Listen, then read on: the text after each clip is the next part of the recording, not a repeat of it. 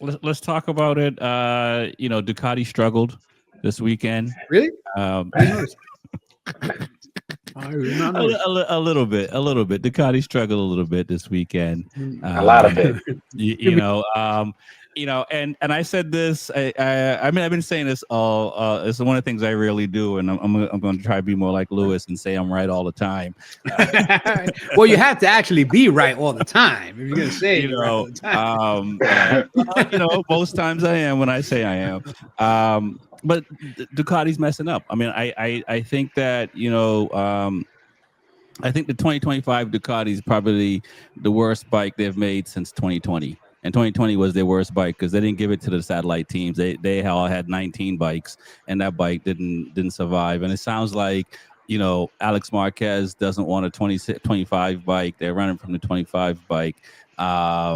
Is it a situation where you look back at when Vinales started struggling with Yamaha, when Pedrosa and these other guys are struggling with Honda, but Quartararo could ride the bike fast for Yamaha, Mark could ride the bike fast for Honda, Mark can now ride the bike fast for Ducati, but the bike is not the same. They're starting to slip. And we saw that then, and we just thought, they just kind of said like, these riders are just gonna, they have to figure it out. It's the confidence thing, it's a that thing, and then 3 years later, the bike is bad, and everybody is unanimous. So I say all that to say, like, this is on Ducati, right? The way these bikes are running at this point, we can't. I know Pecco gets a lot of flack. And welcome back to the show, Reese. But what are your thoughts? We'll start with TJ. Yeah, I mean, I think Pecco is has been riding Ducati for a good long time. He's been the champion, so he's been putting the ins and out of that. So if the talks is like that, it should be like based around his riding style.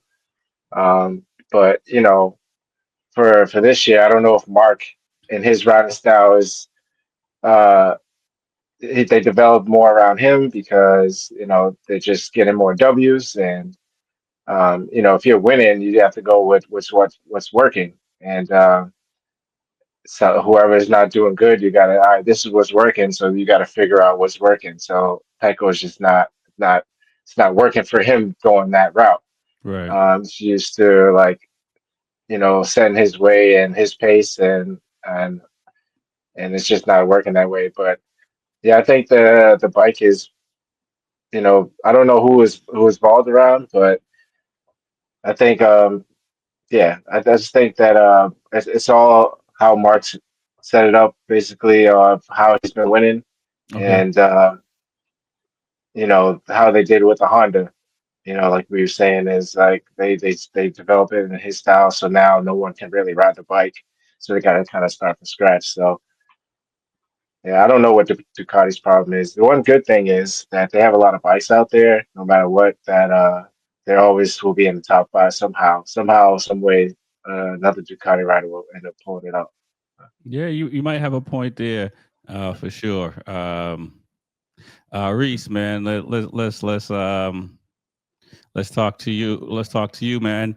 We're talking about Aprilia first before, so you might miss that. So you might want to talk about Aprilia a little bit. Just how they have it together, although they're still struggling on the start and stuff like that. They seem to be the most consistent bike this season, even though Raul had to find his way mentally, I believe. And maybe he just needed to be around different riders. I mean, Aleix Espargaro, it might be tough for somebody to talk to because he's so intense last year and stuff like that on the Aprilia. But any thoughts on Aprilia and what they were able to do this weekend and how competitive they were despite Bezecchi's crash on Sunday? I mean, no, I mean, Bezecchi was very competitive. I mean, he was one of the fastest guys out there. I mean, besides his mental breakdown of running in the back of Marquez, uh, I mean, the Aprilia looks solid. I mean, he is the number one guy, for that squad right now. So besides, like I said, he is the number one squad. He's taking that bike. He's been there through the thick of it, and he's actually put that bike well back on top. So I got to give it to Aprilia because he's actually turning almost into a development rider. So Yeah, I agree with that. And we kind of mentioned that a little bit and talked about, is that just kind of the tutelage of Rossi, right? Because you look at the top five guys, it's the Marquez brothers, and then it's the BR46 Academy riders, and so it's not just a fluke when you see what Luca is doing and all these other guys are doing and stuff like that. So do you think it's a little bit more of, Bezecchi's just he's in the best academy that you could be in MotoGP. I mean, he is in one of the top academies. I mean, you got to look at everybody that's come through there. Even JD Beach has come through there. But you just got to look at all the guys that's come through there. Rossi's giving you the knowledge, but if you don't, use it, then it's not worth anything. But he's actually taking what he learns and probably utilizing it and talking to Aprilia, coming from a Ducati bike going into a Aprilia factory bike and learning what works and what don't works and trying it and telling. It all comes down to the rider being able to talk to your crew chief and explain exactly what he needs to be done and Right. trusting your team to get it done. That's where it comes down, because if you can't talk to your crew chief and explain what the problem is, then it's not going to work. So, but he's actually doing really well, and I think he's utilizing from what he learned from Rossi. Same thing as Marini. Right. Okay. No, I agree. And to get you caught up now, yeah. So is this Ducati had a rough weekend overall? Is Ducati messing up? I mean, it seems like the 24 bike is the best Ducati to date. What are your thoughts? Or is it just conditions in Indonesia? A lot of them, even Marquez struggled. I think it was a little bit of both. I think the conditions were a little crappy because, I mean, if you look at a lot of people going down, there were a lot of bikes going down, and I think that the 25 bike is one of the worst bikes versus the 24. Um, you could have actually what they call overdevelopment the bike. You could have overdid it and you need to step back a little bit and go back to the 24 platform. Um, so I think that's where they're at. I think that's why, like you said, Alex Marquez doesn't even want the bike. He wants to stay where he's at on the bike he's on. Um, Pekka is just, I think Pekka just threw in the towel. I think he's pretty much done for the season. Marquez struggled this weekend a little bit. That's the first time I've ever seen him struggle that much. So, but yeah, I think it's one of those things where the bike is just overdeveloped and needs to revamp itself and pretty much start from that 24 mark. Yeah. Yeah, I agree. Lewis, man, you heard all that, but what are your thoughts? Is Ducati messing up? Do we when you go over to Italy, do you need to go to the factory and tell some people who you are? Nah. I think they know who I am. Now, I don't think they're having any problems specifically. I mean, obviously, the 25 bikes got its challenges, and we see the guys that are on the 25 bikes sometimes have little flashes of brilliance and then struggle mightily. Obviously, Marquez, because of his riding style and his adaptiveness to get overcome issues, has been able to maybe mask some of the problems. Because if you look at everybody that's on the actual 25 bike, outside of Marquez, nobody's been consistent on that bike. The guys on the 24 bikes have been way more consistent. Pecco hasn't been able to put it together. He had one good weekend in Japan, and then somebody, didn't tighten the valve stem cap 100% tight this weekend, and obviously the bike was unrideable. He went from first to worst in 1 week, man, which is unheard of. I don't even understand how that happens. Yeah, no, I agree there.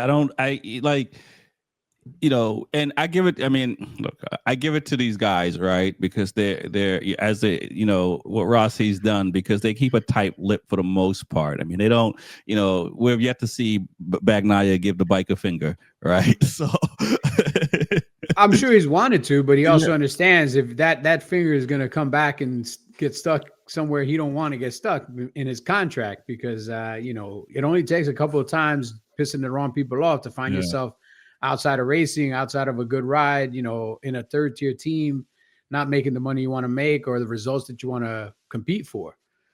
But yeah, there's definitely something about the 25 bike that's not working. And Mark was the only one that was able to mask whatever the problem was because of his riding style and his ability to adapt. And going into next year, I don't know what the solution is, man. I don't think anybody that's on a 24 bike is going to want the 25 bike next year. Right. And I doubt the Ducati is going to want to keep pushing the 24 bike in 26. Again, they did the 19 back then. Yeah, but how long do you also want to do that? Because remember, man, we're just less than 20 months away from the 27 regulations kicking in, and now you got a whole new problem. So do you want to try to fix all the problems in 1 year for a bike that you're going to scrap because the following year you have to make so many changes to the package to adapt to the new aerodynamics, the new motor, the new tires, the new this, there's so many new things. How much money does anybody want to invest in 26, knowing that that bike that they're developing in 26 is going to go right into trash in 27? Right. No, I agree. Yeah. So everybody ride a 24, and that's it. Yeah, I agree with that. Let's talk about Honda. Man, I listen when I think Luca Marini was leading the race at one point or second. I was rooting for him. I was rooting for him. Outside of Aprilia, I mean, Honda's, when Zarco won at the French, and kind of was, going into Q2 before that and stuff like that, we were like, okay, they're gonna do something. They should be really pretty good, but I didn't expect them to be doing as well as they're doing. Granted, Mir crashed out, which is unfortunate, but they were very competitive this weekend. I think they have a good chance to do really well at the next few rounds. What are your thoughts, TJ, on how Honda did and is doing? And it's safe to say they're the third best manufacturer in the championship at the moment. Yeah, no, it's always good to see like improvement. So from where they started from the beginning of the year, they were pretty much dead last, like the worst. And slowly but surely they've been improving. The second half of the season, we've seen Luca Marini come back from his injury, and he's been riding really well. Same with Mir. For some reason, Mir still unfortunately has his incidents in the races, but he's been riding really well. It's pretty impressive to see. Zarco had a really, really tough weekend this weekend. I think he crashed like 3 or 4 times. Yeah. Somehow he was still able to finish the GP.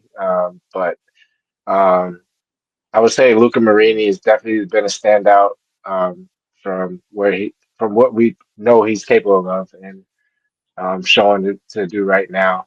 And for him to be leading the race, sometimes when you see a rider that hasn't been up front for so long, you're like, do they know what to do right now? Or are they gonna sometimes the riders like go too hard and then they crash out because they're not used to it. But it was cool to see, even though he couldn't hold it. But you see the potential. Yeah, I agree. There's definitely potential there for Luca, and I think these guys are gonna. I don't know if they'll win before the end of the season, but they're really close. What are your thoughts, Reese, on Honda? What they're doing right now? I mean, whatever Honda's doing, I mean, they're one of the Japan brands that has got getting their act together and coming back to the stage and coming pretty much like we say, coming back to the party to come up to the top, the front guys. So whatever they're doing, I mean, I commend them for their work. It took them a while, but I mean, from Luca to Mir, I mean, those guys are coming up. I mean, I think that you know this year shows what they're possibly capable to do, and I think next year, I think if they keep going in the direction they're going, I think next year those are going to be some guys that you got to look out for. Those will be your dark horses right there. I think they may be the ones that come up and spoil a couple parties. So I think they're on the right path to going back towards the top. And as far as the other guys is all the way back there, and KTM seemed lost the way. But I don't know. I think Honda's on the verge of coming back. Yeah, I agree. I think Honda is definitely there and close, and it's nice to see Mia not crash as much, even though he crashed out in the main race. That's the part that's crazy. We'll move to Lewis. Lewis, what are your thoughts on what Honda is doing? And is Mia going to crash again before the season is over? That's a guarantee. He's going to crash again at least a few more times before the season's over. But crash or not, I mean, his results are starting to show through. He's starting to be competitive. He's starting to finish on a regular basis a little bit higher up in that top 10, not just on the cusp of the top 10, 11 and 12th and so forth, but actually in the top 10. And he was starting to creep his way up closer to the top 5, man. And that's what you want to see. And Marini, same thing, man. Next year, Honda's game plan is right before the start of the year. All the riders go to Japan, crash, right, and then all come back and they're super good again for some reason. Well, that's what it took, is Marini to crash during the the what do you call it, endurance race. Yeah, never actually race, take a couple weeks off and come back, and all of a sudden he's a great rider again. Yeah, and Mia got to be sitting here saying, "Look, man, I'm better than all these guys. I was sunning all of them in Moto 2 because he was kicking, he was murdering them in Moto 2." Well, not only was he murdering them, he is a MotoGP champion. Yeah, he's got the #1 plate sitting in his house on his mantle. Like, he's got to look at that sometimes and be like, you know what? I'm the best guy on the Honda. I need to step up and be that #1 guy. I'm the #1 guy on paper, but championships aren't won on paper. They have to go out. You have to go out there and perform. And he's starting to do that. Hopefully, if he can stay rubber side down, he'll gain some more points. I mean, right now he's where in the standings? Is he outside this top 10 in the overall standings? I'll tell you in a second. Hang on. I want to say he was like, last time I checked, I want to say he was like just outside the top 10 in the standings. He's 15th in the standings. So he's still got a ways to go to catch Zarco. Zarco is still the top Honda rider in the standings. He's number 10. Right. And even Marini is in front of Johan Mir at this point. I mean, he could catch Marini, and he could catch Zarco. Yeah, I was gonna say he could catch a Zarco. Yeah, he it's possible he can catch it because Zarco's crashing too. Yeah. So Zarco's been crashing for a little bit now. So anything is possible there. Let's talk about KTM. It's Bastianini is up and down. I feel like they need Vinales. Vinales is the glue to keep these guys steady because I think Vinales knows how to get the bike dialed in better than any of the other 3 riders on the team. Pedro was close. Pedro, I mean, he had a chance. I always said that Aldeguer was the better rider out of Pedro and him, even though Aldeguer had to go from the European Championship where Acosta just came through Moto 3 and got the bigger shine. Per se, but what are your thoughts, TJ, on where KTM is at? Is Acosta doing too much? Because he's crashing or trying to win. I mean, KTM. I mean, at this point, I don't know. Since they're up there, down, they're up there, down. Like you said, they do need their glue piece, their Maverick. To be the veteran and kind of show them possibly what's needed, But yeah, I think they're struggling. I think they kind of need a Pedro Costa type rider, like someone that's a little aggressive, that will actually test the limits and can show you like what's the limit and can dial you down a little bit. Sometimes his demeanor, his attitude probably needs to change, but I think you kind of need an aggressive rider. Like, Bastianini's more of like a laid back type. I think it's kind of hard to get information out of him. I'm not sure how he really speaks to, his boss and all that stuff, but, he doesn't really find his way until the second half of the race. And sometimes he's really not around. So you need that Pedro to keep you afloat and keep it exciting. And it was good to see Aldeguer and Pedro battling each other as they were talking about their Moto 2 days and stuff like that. So you see the future is bright between them two.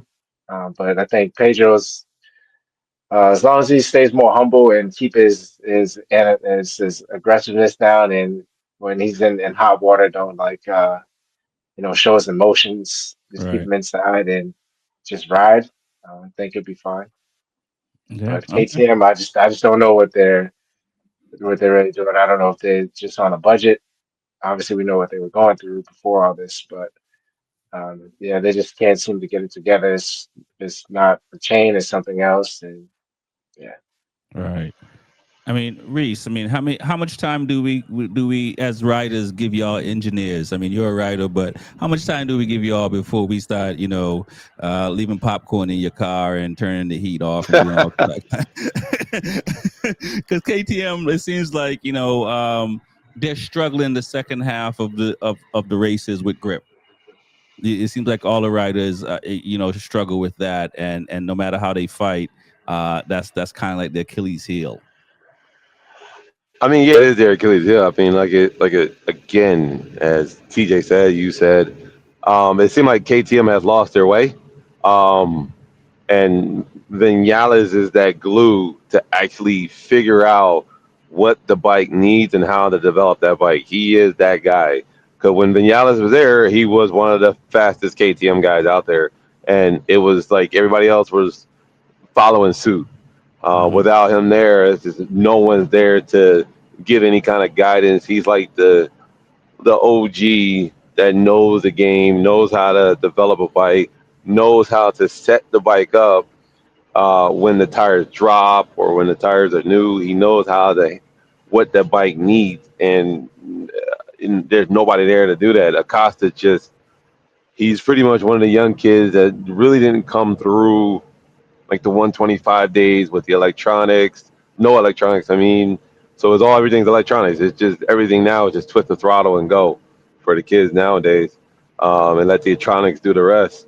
Um, but it's like with Acosta, he's almost like a young Vinales sometimes. He's either there or not there. He's a hothead. It's like it seems like a lot of the blame is on the bike. Yes, but then it's you know as a rider you have to just step back and take the blame for yourself. Like I could have did this better. I could have did this better, or I could have let the tires come to settle myself in and then go hard at the end, or however you need to do it. Um, but it's just nobody there to help with KTM, and it's just like there's certain things that it's just I don't know what mistakes they're making. It's like Bastianini's nowhere to be found. Chains are popping off. I mean, I'm waiting for plastics to start falling off, going down the Right. front, or Is it is, winglets to fall off. is it time for the CEO to do like the Titans player to say, we're paying like trash, and that's not his exact words, but is it time for this to say, like we're better than this, Something. but right now we ain't there. Yeah, it's just, and they're not there no more. It's just I'm surprised I seen Brad Bender up there this past weekend. I mean, I was glad to see him there. I mean, Right. Brad Bender is one of the guys that's had more chances than anyone. And I'm like, you should be further along than what you are, but he's not. And there's got to be some kind of revamp in the team itself. Right. I think Brad Bender had not necessarily has what Raul has, but when Pedro came to KTM, I think that rattled Brad a little bit. And he was just crashing a lot since like just struggling a lot.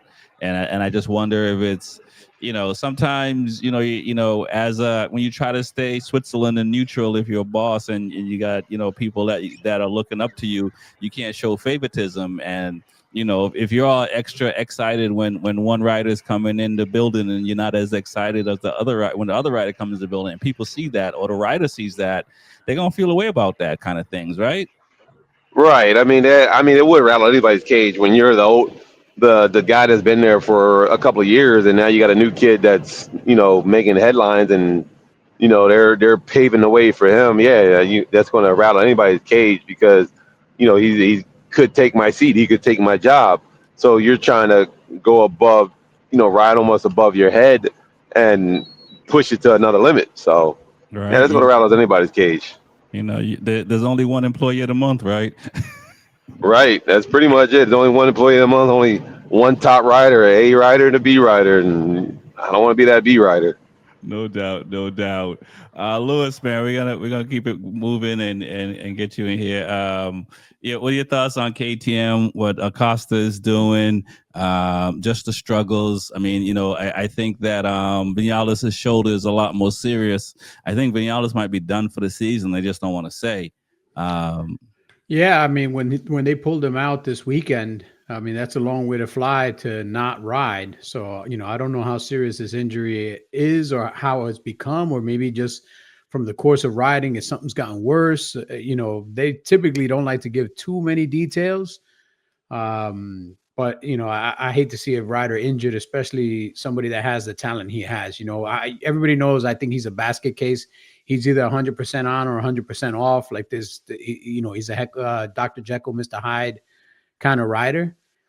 But for KTM, he's the only one that's been doing anything positive this year. He kind of put them in a position and gave them some setup and gave them some ideas and helped them find their way. I still think they're a little bit lost. Obviously, you can see it with the up and down season of their riders. And, at some tracks, they look great. Most tracks, they don't look great. One track, one guy looks great. The other three look horrible. Like it's really interesting to see a team that technically all the riders are on the same bike. They're on the same package. They're even in the same damn suits. Right. Even though they're on two different teams, they're technically four guys racing for a factory team pretty much. Right. And to see four guys struggle like that is crazy, especially, thinking about, I mean, Pedro Costa hasn't been with them too long, but, we know that the talent that he is. Vinales hasn't been, this is his first year with them, but we know the talent that he is. I think the only person that's a real question mark on that team is Brad Binder. I think Brad Binder just kind of needs to look in the mirror and decide, do I want to keep riding for this team, or when this contract is up, is it time for me to move on? Is it time for me to look for another team to ride with? Because I think he's kind of gotten to as far as he's going to get with KTM. I think the bike and him, this is as far as they're going to get, unless the bike does some incredible jump in technology in the next 24 months. Brad Binder needs to sit down, look in the mirror and say, hey, do I want to be the perennial KTM guy for the rest of my life? Be that loyal, always with the team. Once I retire, maybe I become a test rider. I become a brand ambassador or something like that. Or am I here to try to win? Am I here to try to get a number one plate and hang it in my house? Or am I content with just riding around for 11th place for the rest of my life? Right. It's only Brad, Pecco, and Quartararo so far that's been on the same manufacturer since they got in MotoGP. Yeah, and we've seen Quartararo, he's constantly pushing Yamaha, and I think he's going to give them one last opportunity. But I think come 2027, if that Yamaha is not working the way he wants it to work, it's time for him to even start looking in the mirror, because Honda's outperforming them right now. And that's not something that 2 years ago, I would have never said that Honda's going to outperform Yamaha. Right. Like, that's crazy.